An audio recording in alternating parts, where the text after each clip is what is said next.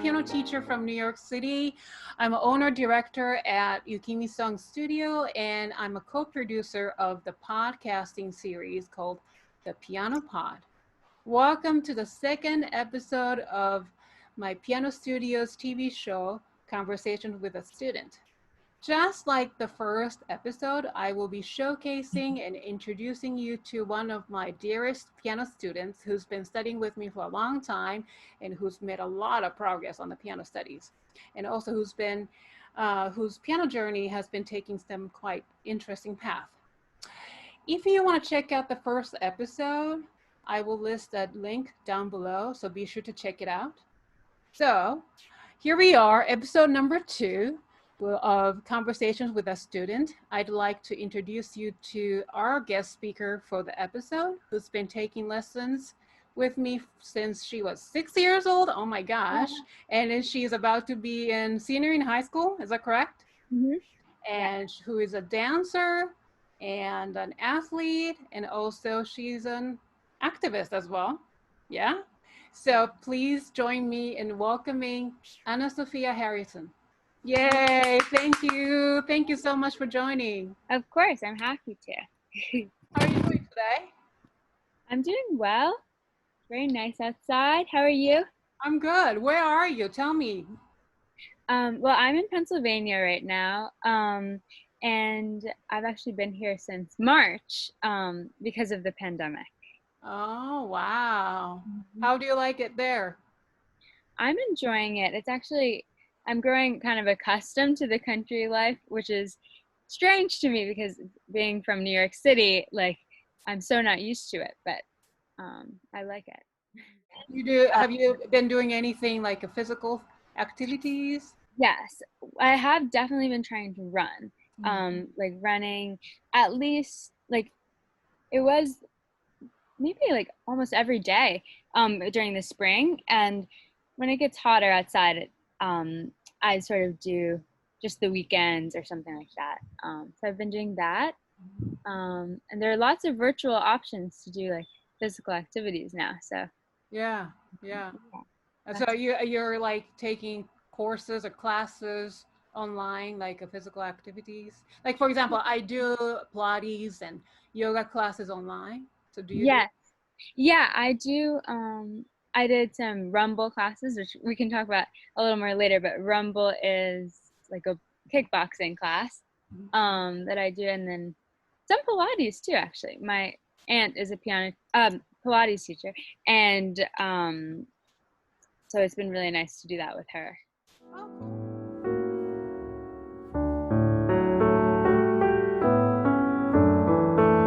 Part of the inspiration of me starting, if you don't mind me going into this, but I remember like my first memory of you like was because so many families at VCS already were taking lessons with you, and VCS is the school that you were.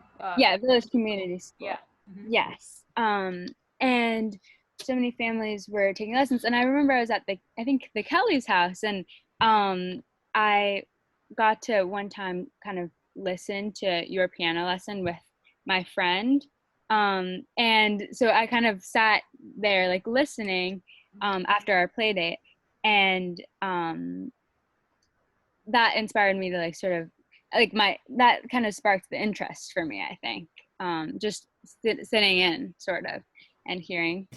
I'm going to do the Night Horseman. I was just practicing before, but I just went up to there. But okay, I'm much better, and I could do this whole page. Okay. And I'm actually supposed to, but I don't have to do this, and if I don't want to. But I'm going to do the whole page. But I have to do that, but I don't have to do that. But I'm going to do it of the whole page. It's getting really easy. Okay, the Night Horseman. I'm in my pajamas.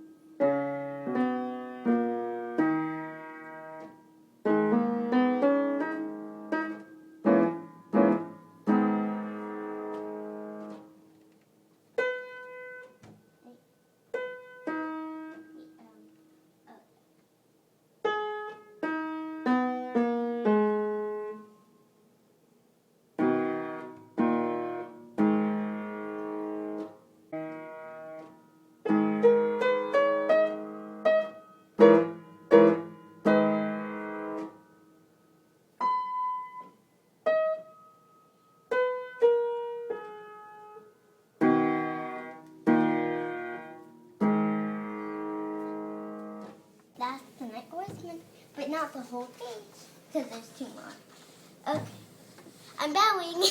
Here, but the book that we would always like put like the assignments sort of for the next week in, like, so it was very like each lesson was very organized, and I loved that because I'm very like, I'm schedule oriented and like to know what I have to do for the next time, and I've always been that way. So just having that book to write down, and also it kind of marked like a sense of like completion when I like got the stickers, because what we would do is basically it was like a little book, and so we'd write down like the pieces for that week that I had to practice and the scales that I had to practice. And so then there were little check marks for each day. So I would check off when I completed that for the day. And then also at the end of the week when I would have a lesson, at the end of the lesson, we would put little stickers to like kind of mark that I did that. Like I did the assignments on time, and I was able to complete that for the week. That gave you a little kind of, well, not only the organization, the framework, but also motivation, I guess. Yes, it was a big motivation, definitely. Yeah. But oh my goodness, those sticker books, oh my gosh. But those sticker books are really famous, right? Like that's kind of a signature of my piano studio. Everybody has a sticker book, and then I'm like carrying the big, thick sticker envelope, and then give it. Yeah. I would give like 10 or 15 stickers per lesson. Yeah. I'm so generous.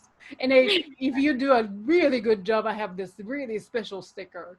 Oh yeah, Really the bonus fancy ones. Yeah, bonus sticker. Oh my goodness. And then what happens to the stickers? Tell me. Well, at the end, like we have a recital, so we would have like the December recital in June, but during I think it was the December recital, we would normally, or maybe both, but we would have a sticker count, and so everyone would count the amount of stickers they did. And I know I would be very careful with my count, so I would count first, and then my parents would count, and we'd make sure that we knew that how many stickers I got, and then we'd kind of submit that to you, and there would be a winner of how many, like whoever got the most stickers, and normally they would get a little prize. Like I know one time when I won one time, or maybe a couple of times, but I remember I got a little cupcake from Kid Robot. It was a little stuffed animal cupcake, and I still have it. I love it. Really? Oh my goodness, that's hilarious. But it's like that's kind of the best part of the recital, right? Everybody's kind of on the edge of their seat. Like, am I the winner? What am I gonna get? You know? So it's really funny. I love it. And then, so I think with that excitement of the stickers, and also with the, of course, the excitement of the performance, I really love the photos that we usually take, the group photo we take after the piano recital. Yeah. Oh, that smile is so priceless. I mean, I cherish and honor that. Yeah. Definitely. And it really makes us like, it's like a family photo. It's like, getting everyone together and like being together. It had that sense of community too, for sure. Yeah. Especially, you have, at one point, I had a lot of piano students from your elementary school, middle school, right? So you already know them, right? Exactly.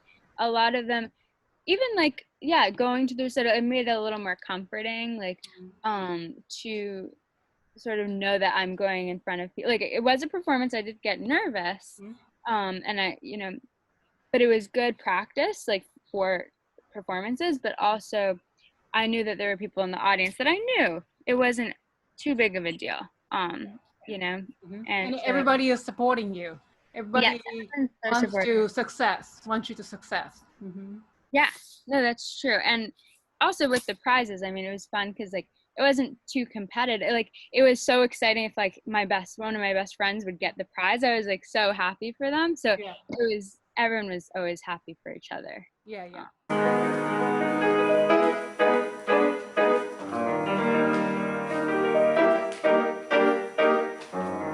say there are definitely a few things that kept me going.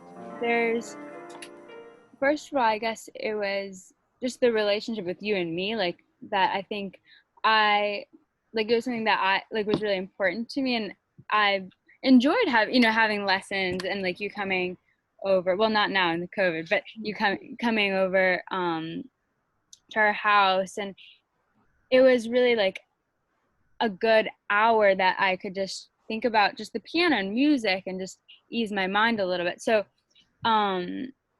and it was a discipline that I enjoyed, like, because it really is, it takes a lot, to practice, and you have to work around a schedule. So I know that around like 8th grade, like when I was going into high school, I was a little overwhelmed, like with everything I knew I would have to be doing.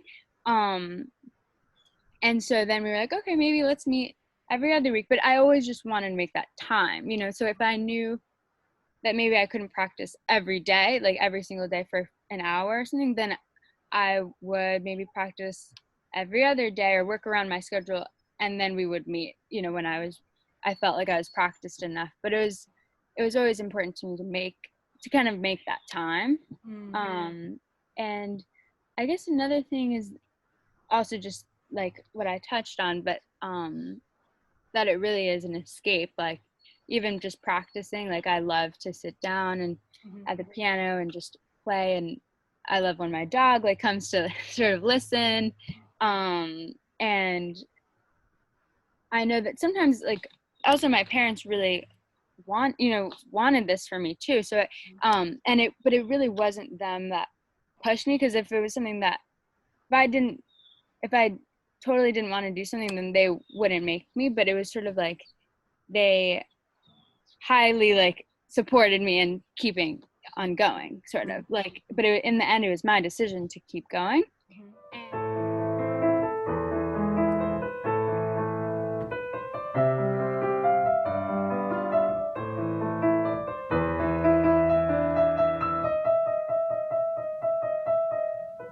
Too, but your mom and dad, they are not pushy people. I've learned actually a lot from them, because I'm coming from the culture where parents are always telling you what to do in your ear, but your parents are not. But in so many ways, they're kind of encouraging you to be consistent with your practice, but not in your face. So I really admire that, and I learn a lot from them, and I learned a lot from you too. But so speaking of that, like you said, because of the relationship between us, and that means a lot. Actually, I really, through this, our relationship, I really learned a lot about how important it is to have a personal kind of relationship to students, not in a weird way, but kind of being a mentor, but also being friends, which is not the concept I learned when I was a kid. My piano teachers from my youth, they were like, so I was always afraid of them. I couldn't say anything to them. So I obey and I play, and I'm always nervous right before the lesson. But I just didn't want to have that kind of environment for you and for anybody else. I mean, that's not going to fit with your culture anyway, right? But I just never had the concept of being a friend with a student. And that's something I've learned over the years, and I learned from you and from your parents. So I'm very grateful.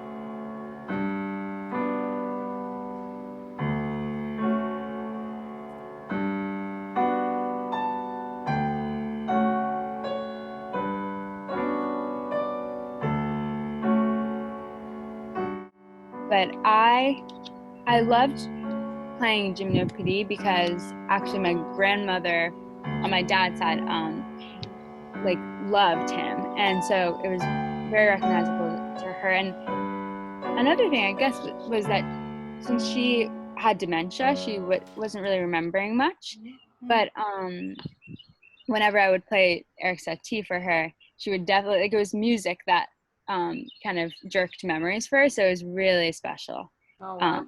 To be able to play that. Wonderful. Yeah. Well, amazing thing that music does. Really, And, yes. and then being able to play that piece for your grandmother, that's amazing. Yeah, yeah.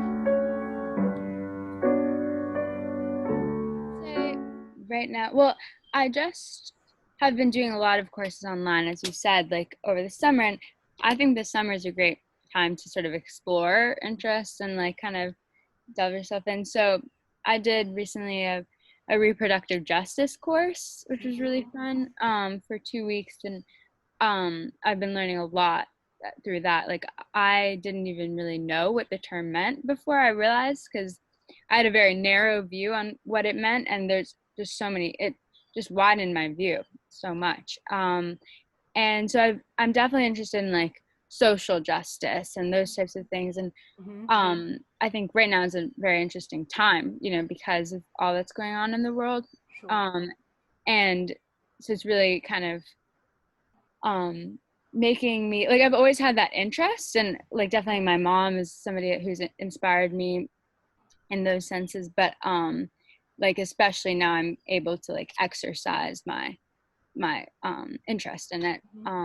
And yeah, so definitely social justice. And another thing actually I do at school is like model congress, so I love to, like, I've been kind of practicing like public speaking in different ways, which is something that is hard. It doesn't come naturally for me, I would say. And so like being able to exercise my thoughts and like really like grow confident in what I'm saying is has been really powerful. That's very Especially, difficult. Yeah. yeah.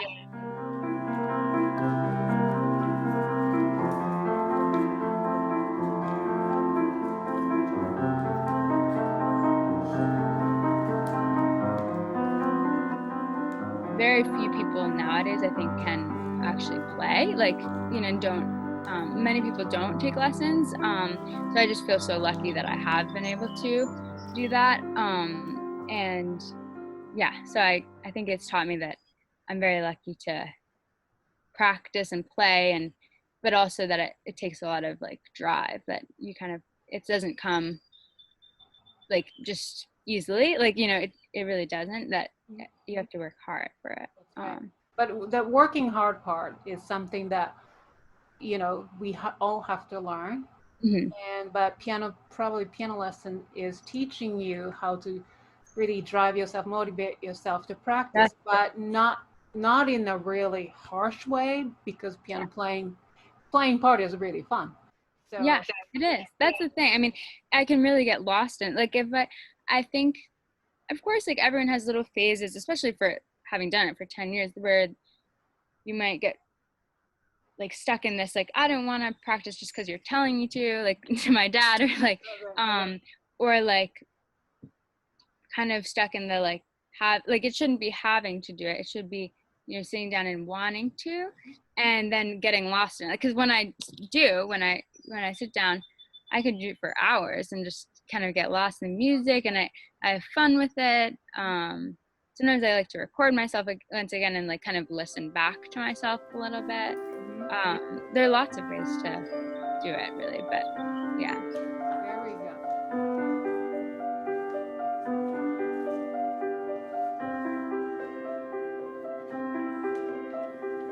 So, oh my gosh, thank you so much for watching Conversation with a Student. Thank you, Ana Sofia, for all these wonderful conversations we had today. Thank Thank you.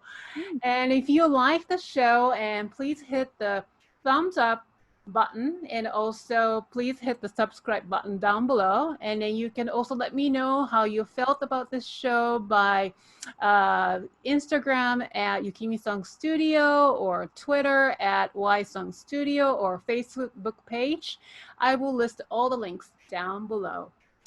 Now, Ana Sofia will perform No Cien by Eric Satie.